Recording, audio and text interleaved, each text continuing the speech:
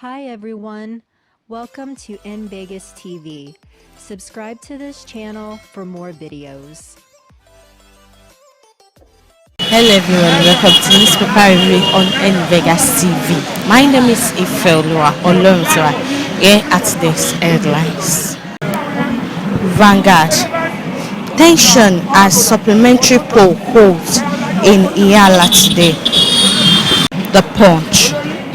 Governors attack Malami over $480 million consultant fee, says AGF lied.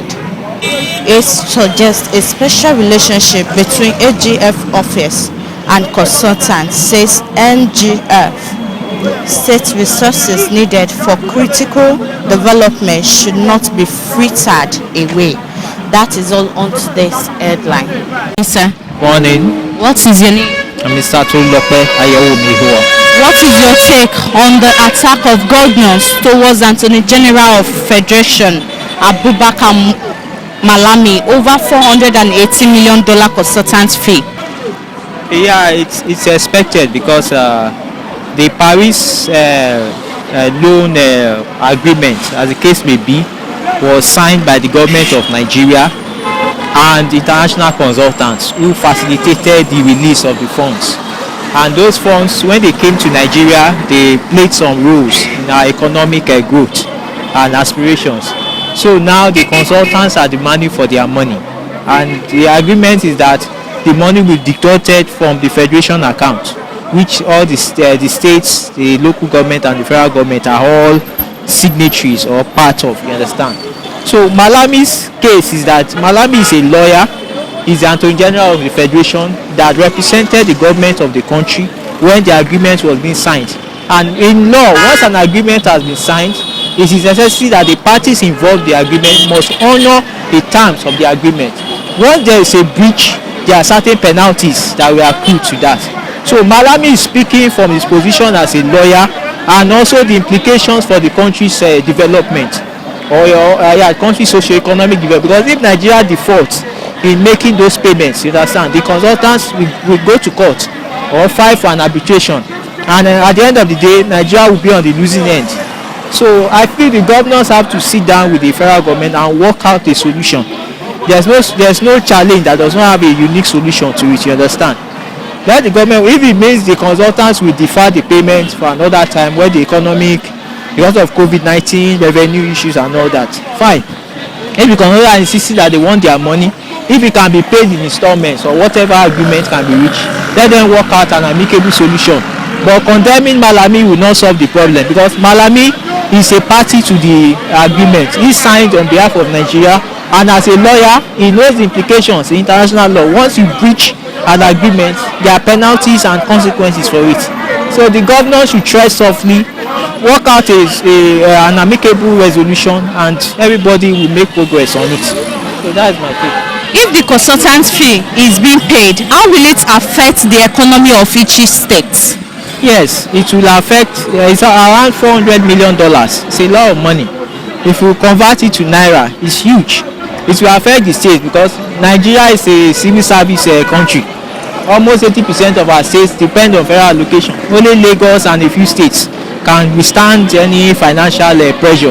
But most states in Nigeria are feeding bottle states. They go and beg, they carry their begging bowl every month to go and collect allocation. So if that money is taken from the federation account, you find that some states will be having very little allocation, and when it comes here, they will not be able to pay salaries. The civil servants will start crying, everybody will start shouting that there's no money, you understand?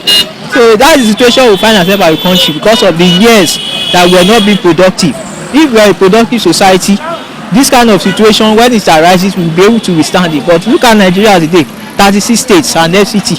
Only about 5 states are economically viable. Most of the states in Nigeria are just feeding bottle states. They wait for allocation every month before they can. How can it be solved? The solution is that Nigerian states and local government should prepare for productivity. We should start thinking of how to develop our local economy. Let's start creating jobs. Let's empower our people, provide infrastructure, provide good governance, expand the economic base of the country, allow the citizens to contribute their quota. You know that you have many Nigerians not doing anything, unemployed. let the states and local government exploit their resources, develop their various domains. California is richer than Nigeria and so many African countries, one state in the US. So why can't Nigeria or many states in Nigeria aspire to be like a California that is economically buoyant within a federation? So that is the solution now, you understand? Yeah, it's unfortunate we find ourselves in this situation. We just have to work out something and move forward. That is my take. Well, the governor, they have the right to challenge Malami if the Fed is trying to shortchange them in disbursing public fund. This is public money. You can't just say you are paying contractor without proper check and balance. And don't forget, this issue is before the Court of Competent Jurisdiction. There's a court injunction that is, stopping Malami from paying those contractors, which he claimed have worked, for those funds. You recall in 2005, Obasanjo made some effort. Some of our debt were cancelled through negotiation. We are owing about $24 billion. They have to pay 12, and they gave us 12 billion. So Malami is now saying we use $418 million to pay for contractors who help us in getting that fund.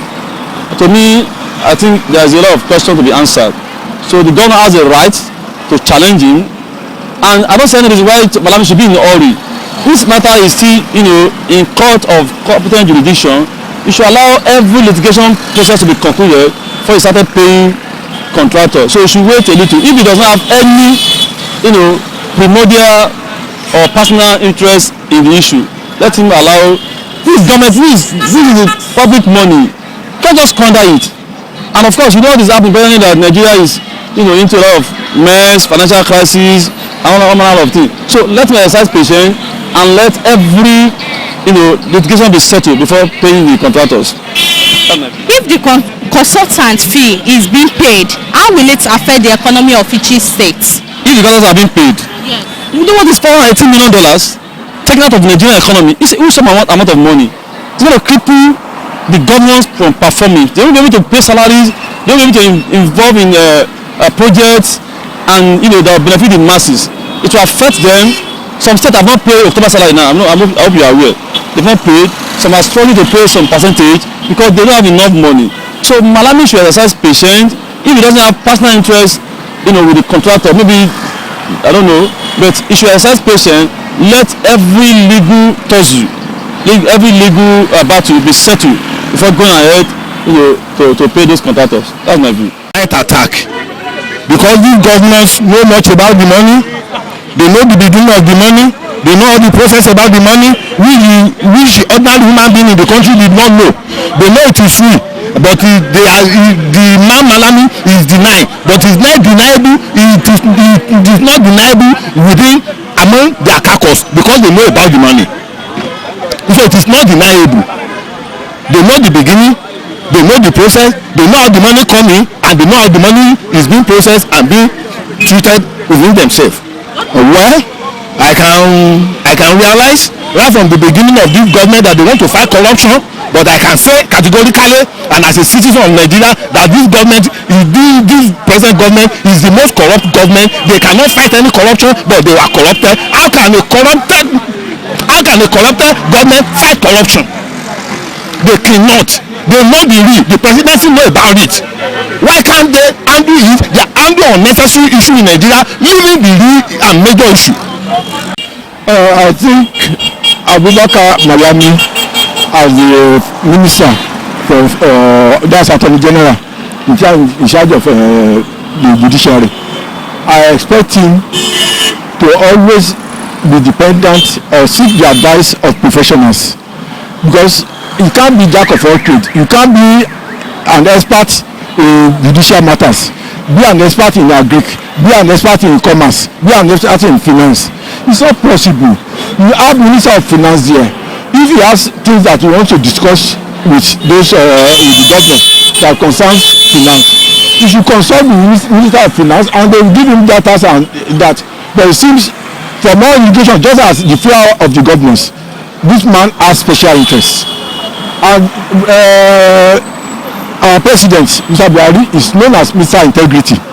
He should not allow a young man like Malami to spoil his image and his reputation, because for such things the governors themselves, they depend on their commissioners for finance and other things like that.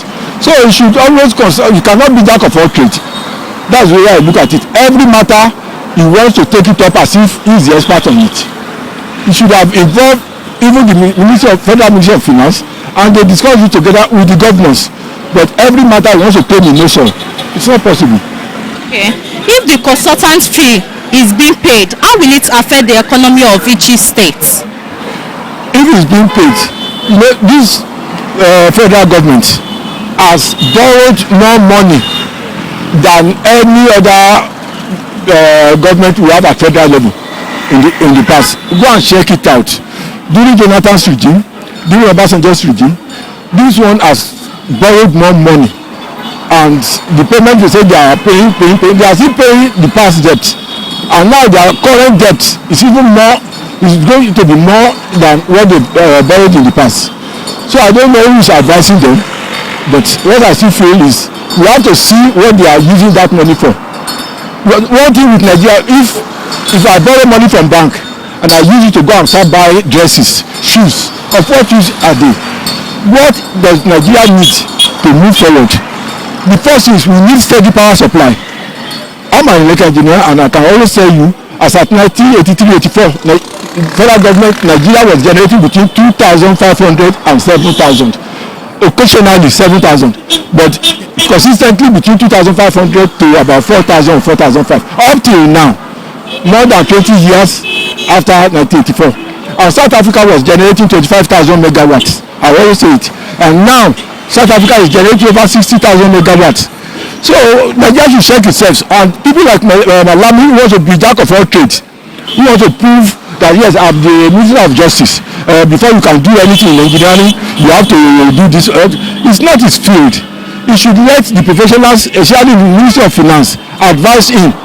He should not usurp other people's power. That's why I look at it as usurpation of power. Those who can only call him to give them the legal backing on how they should present their case. That is all on today's edition of Newspaper Review on NVegas TV. Don't forget to subscribe to our YouTube channel, Facebook, Twitter, Instagram at Niger Vegas TV. Till next time, remain blessed.